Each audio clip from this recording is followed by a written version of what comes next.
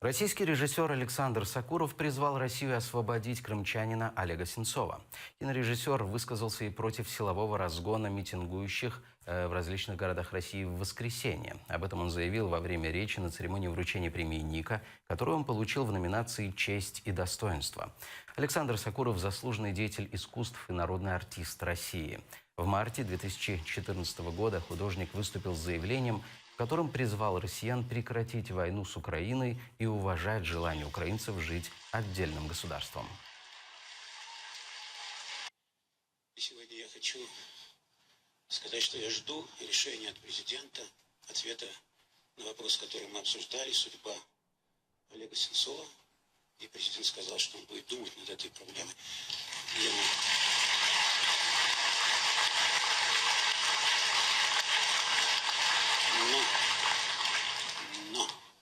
Но я это говорю, потому что я, так же, как и многие из нас, в воскресенье смотрели то, что происходило в стране. И мне кажется, что государство совершает большую ошибку, ведя себя столь фамильярно с молодыми людьми, с школьниками, со студентами.